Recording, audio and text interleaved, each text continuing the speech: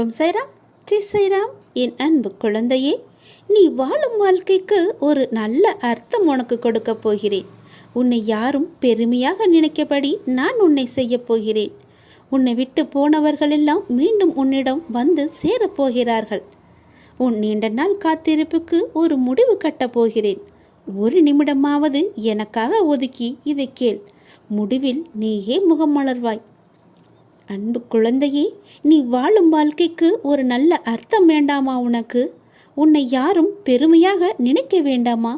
உன்னை விட்டு போனவர்களெல்லாம் மீண்டும் உன்னிடம் வந்து சேர வேண்டாமா? ஏன் இப்படி இருக்கிறாய்? இது அனைத்துமே விரைவிலேயே நிறைவேறப் போகிறது. ஒரு நாள் நீ சற்றும் எதிர்பாராத விதமாக ஒரு நல்ல செய்தி உனது வாயிற்கதவை தட்டப்போகிறது. எத்தனையோ முறை உன்னை வீழ்த்தி பார்க்க ஆசைப்பட்டார்கள். ஆனால் அவர்களால் முடியவில்லை. உனக்கு பாதுகாவலனாக நான் இருக்கிறேன். அவர்கள் என்ன செய்தாலும் உன்னை தாக்காது. இழிவாக பொய்யுரைக்க ஆசைப்பட்டார்கள். அதுவும் முடியவில்லை. உனக்கு ஆபத்து உண்டாக்க நினைத்தும் அதுவும் முடியவில்லை. இதற்கு எல்லாம் என்ன காரணம்? உன்னுடைய கர்ம பலன்கள்தான். நீ ஏற்கனவே செய்த புண்ணியம்தான். நான் உன்னுடனே இருப்பதை மறந்து இது போன்ற செயல்களில் ஈடுபட முயற்சி செய்கிறார்கள். எனது அனுமதியின்றி உன்னை தொட முடியுமா? முடியாது. உன்னை சுற்றி பாதுகாப்பு வளையமாக என்னுடைய அதிர்வாளிகள் உன்னை சுற்றி இருந்து கொண்டே இருக்கின்றன. நான் எல்லோரிடமும் நன்றாக தானே பழகி கொண்டிருக்கிறேன். யார்தான் எனக்கு இப்படி செய்வது என்ற மனக்குழப்பத்தில் இருக்கிறாய் அல்லவா? யார்தான் செய்வது என்ன காரணம் என்ற யோசனையில் இருக்கிறாய் அல்லவா? வேறு யாரும் இல்லை. உன்னை சுற்றி நல்லவர்களை தவிர மற்றவர்களுக்கும் இடம் கொடுத்திருக்கிறாய் நீ. இதை தவிர உனக்கு நம்பிக்கை வேறு இல்லை. எதிலுமே முதலில் உன்னை மாற்றிக்கொள்ள நீ பழகிக்கொள்.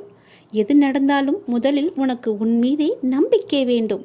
அது உன்னிடம் குறைவாக இருக்கிறது. பிறகு நடக்கப் போவதைக் கண்டு நீயே ஆச்சரியமாக பார்க்கப் போகிறாய். நான் உன்னை அழைக்கின்றேன். நீ என்னை நோக்கி வா, விரைந்து வா. நான் அழைத்தால் மட்டுமே உன்னால் வர முடியும். எப்போது உன்னுடைய காலடி இந்த சீரடி மண்ணில் படுகிறதோ அக்கணமே உனது கர்ம பலன்கள் அனைத்துமே விலகி உன் கஷ்டங்கள் அனைத்துமே உன்னை விட்டு ஓடி ஒளியும். நான் இருக்கிறேன், நீ கலங்காதே. நீ அழைத்தால் நானே வருவேன். இப்போது நான் உன்னை அழைக்கிறேன். நீ என்னை நோக்கி சீரடியில் என்னை பார்க்க சீரடிக்கே நீ வா. சீரடிக்கு வரும் வாய்ப்பை நான் உனக்கு கொடுத்து விட்டேன். உனக்கு நான் கொடுப்பதை எவராலுமே தடுக்க முடியாது. உனக்கானதை உரிய காலத்தில் கொண்டு வந்து உன்னிடமே சேர்ப்பேன். நீ என்னுடைய பிள்ளை. உனக்கானதை கொடுப்பதற்காகத்தான் சீரடிக்கு உன்னை வரவழைக்கப் போகிறேன். சீக்கிரம் வா. என்னை நம்பி வந்த உன்னை நான் என்றும் கைவிட மாட்டேன். உனக்கும் உன் குடும்பத்திற்கும் நானே பாதுகாவலன். இனி உன்னை பற்றியோ உன் குடும்பத்தை பற்றியோ நீ கவலைப்படாதே. எல்லாம் நான் பார்த்துக் கொள்கிறேன். என் அன்பு குழந்தையே, நீ முதலில் மனதை அடக்கு. மனம் தடுமாறுகிறது. எப்போதும் அலைப்பாய்ந்தபடியே இருக்கிறது. இதை அடக்கி நிலைப்படுத்தும் வழி என்ன? நம் மனம் எப்பொழுதும் எதை பற்றியேனும் சிந்தித்து கொண்டே இருப்பதால் தெளிவான முடிவுகளை எடுக்க முடியாமல் தடுமாறும். குறிப்பாக சின்ன சின்ன விஷயம் அவ்வப்போது நடக்கும். அதை பற்றியே பெரிதாக விரிவுபடுத்தி பார்ப்பதுதான் மனதின் இயல்பு. உதாரணமாக, யாராவது நம்மை திட்டிவிட்டால் பதிலுக்கு நம்மால் திட்ட முடியாத போது நேரில் கூனி குறுகிவிட்டு அவருக்கு பின்னால் அவரை மனதிற்குள் அதிகமாக திட்டுவது போல், அடிப்பது போல, கொள்வது போல கற்பனை செய்து தன்னை ஒரு பெரிய கதாநாயகனாக காட்டிக்கொண்டு ஒரு பெரிய கதையை பின்னிக் கொண்டிருப்போம். பொறாமை, சந்தேகம், அவமதிப்பு, கோபம், பயம், அவமானம், பேராசை, தற்பெருமை, கட்டுப்படுத்த முடியாமல் வளவளவென பேசுதல் போன்ற உணர்ச்சிகள் நம்மை தாக்கும் போது மனம் அதிலேயே உழன்று அதில் ஏதோ தீர்வை காண்பது போல தன்னிலே உழன்று கொண்டிருக்கும். உணர்ச்சியை கட்டுப்படுத்த முடியாத போது அதை வெளிப்படுத்தி விடுவோம். மற்ற சமயங்களில் எல்லாமே மனதிற்குள் தான் அரங்கேற்றமாகும். இதனால் தான் மனம் நிலை கொள்ளாமல் தவிக்கிறது. இதை அடக்க வேண்டும். எப்படி அடக்குவது? முழுமையாக அந்த எண்ணங்கள், சிந்தனைகள் உங்களை கடந்து போகட்டும் என விட்டுவிட வேண்டும். கண்களை மூடி அமைதியாக இந்த நிகழ்வுகள் முடியும் வரை நீங்கள் உட்கார்ந்திருங்கள். கரையான்கள் புற்றிலிருந்து புறப்படுவதைப் போல இந்த எண்ணங்கள் மனதிலிருந்து புறப்பட்டு சென்ற பிறகு மனதில் ஒரு வெற்றிடம் தோன்றுவதை உங்களால் உணர முடியும். இந்த வெற்றிடம் துவக்கத்தில் ஒரு சிறு வினாடிகள் வரை நீடிக்கும். இதையே பழக்கப்படுத்தினால் ஒரு சில நிமிடங்கள் தொடரும். காலப்போக்கில் நிமிடங்கள் மணிக்கணக்கில் ஆகும். இந்த எண்ணங்களை கட்டுப்படுத்ததான் மூக்குக்கு மேலே புருவ மத்தியில் ஒரு கற்பனை உருவத்தை கொண்டு வந்து நிறுத்தி கொண்டு அதில் பார்வையை செலுத்துவார்கள். இப்படி செய்து வந்தால் எண்ணங்கள் தடைப்பட்டுவிடும் என்பது நமது முன்னோர்கள் கண்டறிந்த உண்மை. இதை பின்பற்றி நீங்கள் பாருங்கள். எதன் மீதாவது ஆசைப்படுதல், எண்ணமிடுதல் ஆகியவற்றாலும் மனம் அலைப்பாயும். பகவான் சாய்ராம் மீது பாரத்தை வைத்துவிட்டால் எல்லாம் நாளடைவில் சரியாகிவிடும். கவலையை விட்டொழி, உறுதியுடன் இரு. என் பக்தர்களை நான் துக்கப்படுவதில்லை. சீரடியில் நீர் கால் வைத்த அக்கணமே உம்முடைய துன்பத்திற்கு முடிவேற்பட்டுவிட்டது. நீ தடங்களின் கடலில் கழுத்து வரை மூழ்கி இருக்கலாம். துக்கமும் வேதனையுமாகிய படுகுழியில் ஆழமாக அமிழ்ந்து போயிருக்கலாம். ஆனால் யார் இந்த மசூதிமாயின் படிகளில் ஏறுகிறாரோ அவர் சுகத்தின் மீது சவாரி செய்வார். இவ்விடத்தில் இருக்கும் பக்கீர் மகா தயாளன். உம்முடைய வியாதியையும் வலியையும் நிர்மூலமாக்கி விடுவார். அனைவரின் மீதும் கருணை கொண்ட இந்த பக்கீர் அன்புடன் உம்மையும் பாதுகாப்பார். எந்த ஜென்மத்தில் என்ன புண்ணியம் செய்தாயோ நான் உனக்கு குருவாக வந்திருக்கிறேன். நீ பாபாவின் பாதுகாப்பில் இருக்கிறாய். நீ செய்த பாவங்களை போக்கவும் உனது பாரத்தை முழுவதுமாக சுமப்பதற்காகவும் நீ படும் வேதனையிலிருந்து உன்னை விடுவிக்கவும் எதை எதை இழந்தாயோ அதை மீண்டும் பெறுவதற்காகவும் உன்னை முழுவதுமாக புரிந்து கொள்ளாமல் தவறாக நினைத்து உன்னை விட்டு நெடுதூரம் சென்றவர்களுக்காகவும் நான் உனது குருவாகவும் நீ எனது பக்தனாகவும் இருக்கிறாய். உனது கர்ம பலன்களை விலக்கி உனது துயரங்களை போக்கி தக்க சமயத்தில் அனைத்தும் உன்னை தேடி வர செய்து அனைவரும் வியக்கும் வண்ணம் வாழ்க்கையில் உன்னை உயர்த்தப் போகிறேன். கவலைப்படாமல் இரு. அப்பா நான் இருக்கிறேன். கலங்காதே. எதற்காகவும் எப்பொழுதும் கலங்காதே. மகிழ்ச்சியாக இரு. கால நேரம் எல்லாமே உன்னை தேடி வந்து கொண்டிருக்கிறது. பொறுமையாக இரு. மனம் தளராதே. அப்பா நான் இருக்கிறேன். ஒருவர் வாழ்வில் சத்குருவின் பாதுகாப்பு என்பது மிகவும் வலிமை வாய்ந்த படைக்கலாகும். ஏனெனில் தன் குழந்தைகளை காப்பதற்காக சத்குரு எந்த அளவுக்கு எந்த உறவில் செல்வார் என்பதை யாராலும் கற்பனை செய்து கூட பார்க்க முடியாது. எந்த உருவத்தில் வேண்டுமானாலும் செல்வார். இருக்கும் வரை சந்தோஷமாக இருப்போம் என்ற எண்ணத்தை விட்டுவிடு. ஏனெனில் நடந்ததும் நடப்பதும் நடக்கப் போவதும் இறைவனின் கையில். எனவே தூய்மையான எண்ணம், தூய்மையான செயல்களுடன் இறைவனை சரணடை. இருப்பதை கொண்டு நிம்மதியாக வாழ பழகு. சதா காலமும் சாய்ராம் என்ற நாமத்தை உச்சரித்து அவன் நினைவில் வாழு. 1 மணி நேரம் ஓம் ஸ்ரீ சாய்பாபாவின் நாமம் சொன்னால் 1 மணி நேரம் நீங்கள் மௌன விரதம் இருப்பதாகிறது. 1 மணி நேரம் நீங்கள் பாபாவுக்கு சம்மதமாக வாழ்ந்தாகிறது. 1 மணி நேரம் ஹரிச்சந்திரன் போல் உண்மையை பேசியதாகிறது. 1 மணி நேரம் நீங்கள் உங்கள் மரணம் என்கிற பரீட்சைக்கு தயார் செய்கிறீர்கள் என்று ஆகிறது. 1 மணி நேரம் பூஜை செய்ததாகிறது. 1 மணி நேரம் உங்கள் பாவத்தை போக்கிக் கொள்ள பிரயாச்சித்தம் செய்ததாகிறது. 1 மணி நேரம் பாபாவை நோக்கி சில படிகள் முன்னேறியதாகிறது. 1 மணி நேரம் ஓதுவதாகிறது. 1 மணி நேரம் பெரியோர்கள் சொல் பேச்சு கேட்டதாகிறது. 1 மணி நேரம் நீங்கள் பக்தராகிறீர்கள். 1 மணி நேரம் நீங்கள் சாய்பாபாவினால் ஆசீர்வதிக்கப்படுகிறீர்கள். 1 மணி நேரம் உங்கள் புலன்களை ஜெயித்தவர்களாகிறீர்கள். 1 மணி நேரம் தியானம் செய்தவராகிறீர்கள். 1 மணி நேரம் சமாதியில் உள்ளவர் ஆகிறீர்கள். 1 மணி நேரம் ஒழுக்கமானவராக ஆகிவிடுகிறீர்கள். 1 மணி நேரம் நேர்மறையாக இருக்கிறீர்கள். 1 மணி நேரம் உங்கள் வாழ்க்கையில் பொள்ளித்தனமான வாழ்க்கையில் இருந்து விடுதலை அடைகிறீர்கள். 1 மணி நேரம் பாபா உங்கள் கையை பிடித்து கொண்டு இருக்கிறார். 1 மணி நேரம் நீங்கள் பாதுகாக்கப்படுகிறீர்கள். 1 மணி நேரம் உங்களுக்கு தெரியாமல் உங்களை சாய்பாபா ரசித்துக் கொண்டிருக்கிறார். 1 மணி நேரம் மகான்கள் வாயில் வந்த நாமத்தை நாமும் சொல்வதால் அவர்களுடைய பிரசாதத்தை உண்டவர்கள் ஆகிறீர்கள். இந்த 1 மணி நேரத்தினால் பாபா நீங்கள் செய்த தவறுகளை மன்னித்து காக்குகிறார். 1 மணி நேரம் யாகம் செய்தவராகிறீர்கள். 1 மணி நேரம் பாபாவை நீங்கள் கடனாளியாக்குகிறீர்கள். 1 மணி நேரம் நீங்கள் கங்கையில் குளித்தவராகிறீர்கள். 1 மணி நேரம் யமுனையில் குளித்தவராகிறீர்கள். 1 மணி நேரம் காவிரியில் குளித்தவராகிறீர்கள்.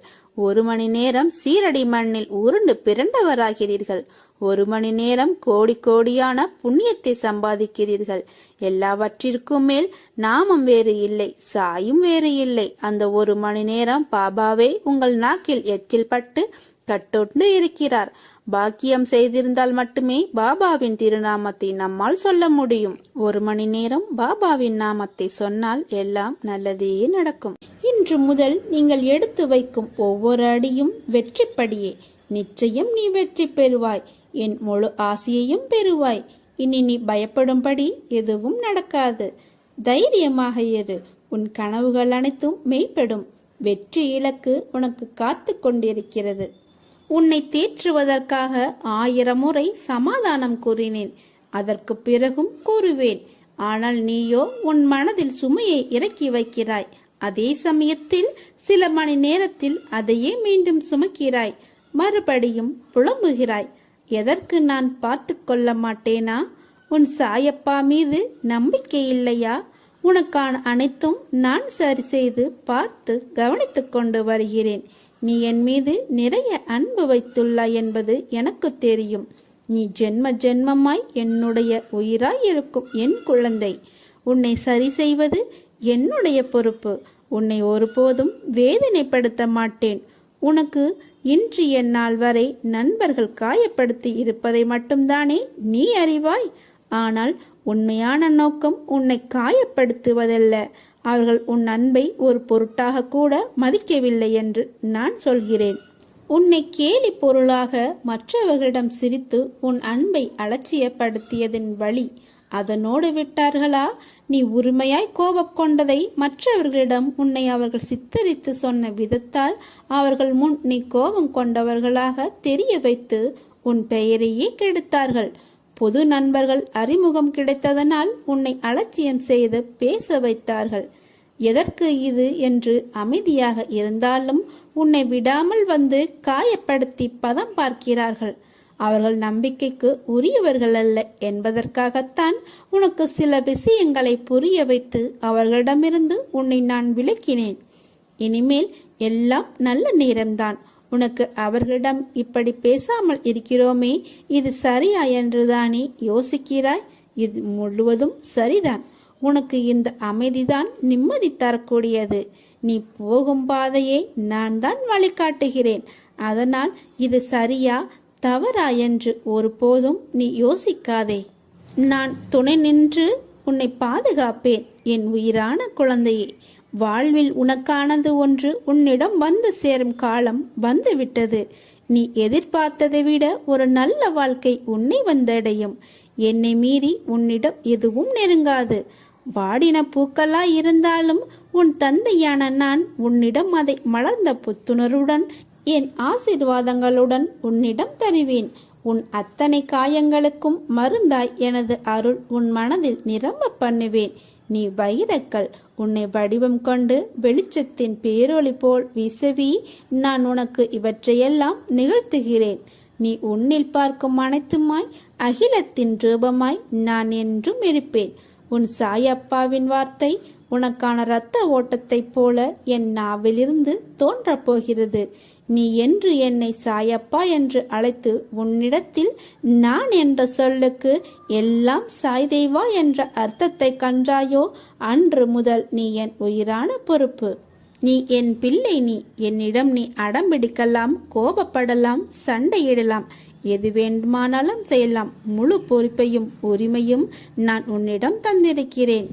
திசை தெரியாமல் அலைந்து திரிந்து கொண்டு இருந்த உன்னை இன்று எனது நேரடி பார்வையில் வைத்திருக்கிறேன். தன்னம்பிக்கையோடு இரு. எதிர்பார்த்தது கிடைக்கவில்லை என்றால் எதிர்த்து போராடு.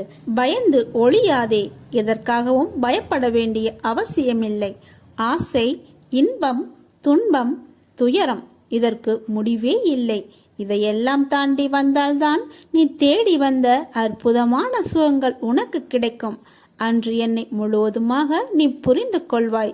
விரும்பிய வாழ்க்கையை நீ புரிந்து கொண்டு பிறகு ஏற்றுக்கொண்டு அனைத்தையும் சகித்துக்கொண்டு கடந்து வந்து விட்டாய். இனி கவலை எதற்காக? எதற்காக இந்த பயம்? நான் இருக்கிறேன். எவ்வளவு வேதனை, எவ்வளவு துயரங்கள், இதிலிருந்து நீ மீண்டு வந்திருக்கிறாய். உன்னை நான் கைவிடுவேனா? இனி நடக்கப் போவதை பார்த்து வியக்கப் போகிறாய். தைரியமாக இரு, ஜெயிக்கப் போகிறாய். உன்னை தேடி நான் வரப்போகிறேன். நீ என்னை வரவேற்க தயாராக இரு. உன்னை மகிழ்விக்கவே நான் வருகிறேன். உன் கர்ம பலன்களை விளக்கி உன்னை அனைவரும் வியக்கும் வண்ணம் உன்னை உயர்ந்த நிலைக்கு கொண்டு செல்லப் போகிறேன். கவலைப்படாமல் இரு. என்னை வரவேற்க தயாராக இரு. உன்னை தேடி நான் வரப்போகிறேன். உன்னை நான் பாதுகாப்பேன். அதுவரை பொறுமையாக நம்பிக்கையோடு இரு. நம்பிக்கைத்தான் வாழ்க்கை. நல்லதே நடக்கும். ஓம் சாய்ராம். எவ்வித கஷ்டங்கள் வந்தாலும் கவலைப்படாமல் பொறுமையாக உன்னுடைய வேலையை பார். கஷ்டங்களை எல்லாவற்றையுமே நான் தவிடு பொடியாக ஆக்கிவிடுகிறேன். வாழ்க்கையில் உனக்கான காலம் நெருங்கி வந்து கொண்டிருக்கிறது. எனக்கு நிறைவான வாழ்க்கை அமையும் பாக்கியம் இருக்கிறதா என்று ஏக்கத்துடன் என்னிடம் கேட்கிறாய் அல்லவா? உன் தந்தை, உன் அப்பா, உன் சாயப்பா உன்னை கண்டு கொள்ளவில்லை என்று நினைத்து கொண்டுதானே என்னிடம் நீ கோரிக்கையாய் வைத்து கொண்டிருக்கிறாய். உனக்கானது என்பது இனிமேல் நீ கேட்டு கிடைப்பது என்பதை விட உனக்கான என் அன்பாய், அரவணைப்பாய், ஆசீர்வாதங்களாய் நான் உனக்கு அளிக்கிறேன். ஆரோக்கியமான வாழ்க்கையும் உனக்கு கொடுக்கிறேன். எல்லா விதமான மங்களங்களையும் சுபிச்சக்களையும் நான் உனக்கு தருகிறேன். இந்த குருவின் ஆசீர்வாதங்களோடு நீ நிறைவாக வாழப்போகிறாய். இது சத்தியம். நீ கேட்டியது எல்லாமே கிடைக்கப் போகிறது. உன்னுடைய வாழ்க்கையே போர்க்களம் போல் காட்சி அளிக்கின்றது. விடுகின்ற விடியல் காலை என்று தெரிந்தும் உன்னுடைய மனம் வேதனையுடன் இது என் வாழ்க்கைக்கான விடியலா என்ற தெளிவு இல்லாமலே மரத்து போன மரக்கட்டையாய் மனித வடிவில் உள்ளேனே என்ற ஏமாற்றங்களுடன் நீ வாழ்ந்து கொண்டிருக்கிறாய். கவலைப்படாதே என்னுடைய குழந்தையே. நீ வேண்டியது நிச்சயமாக கிடைக்கும். நான் உன்னை ஏமாற்ற மாட்டேன். என் சாயப்பாவிடம் வேண்டி இவ்வளவு நாட்கள் ஆகிறதே, எதுவும் நடக்கவில்லையே என்று நீ உன்னை நீயே போட்டு குழம்பிக் கொள்ளாதே. உனக்கு நான் இருக்கிறேன். உன் சாயப்பா நீ வேண்டியதை நிச்சயமாக நிறைவேற்றி தருவேன். உன்னுடைய ஆசையை நான் நிறையாசையாக்க விட மாட்டேன். கவலைப்படாமல் சந்தோஷமாகவே இரு. என்னுடைய குழந்தையின் மனதில் உள்ள அனைத்தையும் படிக்க தெரிந்த எனக்கு உனக்கு எது நல்லது என்று செய்ய தெரியாமல் இருக்குமா? நான் உன் சாய்தேவா உன்னிடத்தில் உயிராய் இருக்கிறேன் அல்லவா? அது உனக்கே நன்றாக தெரியும். எந்த ஒரு நியாயமான சூழ்நிலைகளையும் நான் உனக்கு உருவாக்கி கொடுப்பேன். என் பிள்ளையும் அது போலத்தான் நியாயமாகத்தான் இருக்க வேண்டும் என்பதுதான் என்னுடைய ஆசை. என் ஆசையை நீ நிறைவேற்றுவாயா? உன் அப்பா உன்னுடைய ஆசையை நிச்சயம் நான் நிறைவேற்றுவேன். நீ யாருக்குமே சிறிதளவு கூட தடையாகவோ தொந்தரவாகவோ இருக்காதே. நீ மனது வைத்தால் உனக்குள் இருக்கும் எல்லாவற்றையுமே நீ சரி செய்துவிட முடியும். நம்பிக்கையோடு நான் கூறும் வார்த்தைகளை எல்லாவற்றையுமே பின்பற்றி வா. இது உனக்கான நல்ல வாக்குதான். அதை நான் என்றும் தப்பாக உனக்கு சொல்லிக் கொடுக்க மாட்டேன். என் வாக்கு என்றுமே பார்த்து பார்த்து நான் ஒவ்வொருவருக்கும் செய்து கொடுப்பேன் என்ற வாக்குறுதி அது. நான் பார்த்து கொள்கிறேன். எல்லாவற்றையுமே என் மீது சுமத்திவிடு. உனக்கு வேண்டியது அனைத்துமே நிச்சயமாக நிறைவேறும். உன் அப்பா நான் அதை நிறைவேற்றி தருவேன். வாழ்க்கையில் எல்லோருக்குமே ஒரு தேடல் இருக்கும். அது போன்றுதான் உனக்கான தேடலும் உன்னிடம் வந்து தேரும். அந்த தேடல் உன்னை நோக்கி வந்து கொண்டே இருக்கிறது. நாம் பாபாட்ட எப்படி வேண்டணும், எப்படியெல்லாம் வேண்டலான்னு நான் சொல்கிறேன். இறைவா எங்களுக்கு நற்கதிக்கான வழியை சொல்லுங்கள். இறைவா எங்களுக்கு தேவைக்கேற்ப வருமானம் வர வழிவகுத்து கொடுங்கள். இறைவா நோய் நொடி இல்லாமல் எங்களை காப்பாற்றுங்கள். இறைவா இல்லறத்தில் நல்லறம் காக்க எங்களுக்கு நீங்கள் உதவுங்கள். இறைவா நல்லோர் தொடர்பை ஏற்படுத்துங்கள். இறைவா நற்சான்றோன் மத்தியில் நல்ல ஒரு உயர்வை தாருங்கள். இறைவா நம்பிக்கை துரோகிடமிருந்து விடுதலை தாருங்கள். இறைவா உண்மை தத்துவத்தை எங்களுக்கு போதியுங்கள். இறைவா எங்கள் பாவத்தை கழித்து உத்தமனாக இருக்க எங்களுக்கு நீங்கள் உதவி புரியுங்கள். இறைவா நாங்கள் காமத்தில் மூழ்காமல் மனதில் ஞானத்தை கற்பியுங்கள். இறைவா தன்னைத்தான் அறிவதை தெளிவடைய செய்யுங்கள். இறைவா பிறரை மன்னிக்கும் குணத்தை எனக்கு அழியுங்கள். இறைவா தாய், தந்தை, மனைவி, மக்கள் வாழ வழியமைத்து கொடுங்கள். இறைவா, இருப்பதற்கு இடம், உண்ண உணவு, உடுத்த உடை குறைவில்லாமல் இருக்க உதவி புரிந்து எங்களை வாழ வையுங்கள். இறைவா, அடுத்தவரை குறை கூறாத மனம் கொடுத்து எங்கள் குறையை நிவர்த்தி செய்யுங்கள். இறைவா, மனதில் என்றும் சத்திய தர்ம செயல் நிலைக்க எங்களை வாழ்த்தி அருளுங்கள். இறைவா, எங்கள் கடமை உணர்வை மேன்மைப்படுத்துங்கள். இறைவா, காலம் எங்களை கடப்பதை விட நாங்கள் கடந்து செல்ல பாடம் புகட்டுங்கள். இறைவா, எங்களுக்கு போதும் என்கிற மனத்தெளிவை உணர வையுங்கள். இறைவா, என்றும் எப்போதும் எதற்கும் உங்களை போற்றும் மறக்காத இதயத்தை எங்களுக்கு அளியுங்கள். இறைவா, இத்தனையும் தாங்கள் கொடுத்தாலும் எங்கள் மனதில் மனநிறைவை ஏற்படுத்துங்கள். இறைவா, அனைத்தும் மனநிறைவு பெற்று நாங்கள் உங்களோடு இணைந்து பணிபுரிய வரம் தாருங்கள். இறைவா, எங்கும் எதிலும் உங்களை காணும் ஆவல் மிகுந்தாலும் எங்கள் இதயங்களில் பூரணமாக நிலைத்து உங்கள் வழியில் பயின்று ஞான பாதைக்கு எங்களை அழைத்துச் செல்லுங்கள். இறைவா, எனக்கு ஏற்ற என் படிப்புக்கேற்ற வேலையை தாருங்கள். இறைவா, நான் ஆசைப்பட்ட மாதிரி புது வீட்டில் குடியேற எனக்கு வரம் தாருங்கள். நான் கண்ட கனவுப்படி என் வாழ்க்கை அமைய வேண்டும். இறைவா, எனக்கு நல்ல வழியில் திருமணம் நடக்க வேண்டும். நல்ல வாழ்க்கை அமைய வேண்டும். இறைவா, இவற்றையெல்லாம் எங்களுக்கு தந்து உங்களுடன் எங்கள் மீது நம்பிக்கையை மேம்படுத்துங்கள் இறைவா என்று சாயிடம் நீங்கள் நல்லபடியாக வேண்டி உங்கள் வாழ்வை மென்மேலும் வளர்த்து கொள்ளுங்கள். சாய் மீது நம்பிக்கை வைத்தால் மட்டுமே இது எல்லாம் வாழ்வில் நடக்கும். நீ நிச்சயம் முன்னேறுவாய். உன் மனதில் எதிர்காலத்தை பற்றிய பயம் இருந்தால் அதை தூக்கி எறிந்துவிடு. உன் வாழ்வை நான் ஒளிர செய்கிறேன். உனக்காக நான் இருக்கிறேன். துன்பத்தை கண்டு களைத்து விட்டேன், எழுந்து நிற்க முடியவில்லை என்று தோல்விக்கு நீயே உன்னை அழைத்துச் செல்கிறாயே. ஏன், எதற்காக அப்படி செய்கிறாய்? உன்னால் முடிந்த அளவு போராடு என்று நான் கூற மாட்டேன். உன் மனம் திட்டமிட்ட லட்சியத்தை முடிக்கும் வரை போராடு என்கிறேன். தற்போதைய துன்பத்தை நினைத்து உனக்கான வருங்காலம் பொக்கிஷமாய் அமையப் போகிறது என்ற ஒன்றை மட்டும் உன் மனதில் நிறுத்திக்கொள். எல்லாம் நன்மைக்கே. விரைவில் புதிய அத்தியாயம் உன் வாழ்வில் நடைபெறும். காத்து கொண்டு இரு. உனக்கு பிடித்த ஒன்றை நான் தரப்போகிறேன்.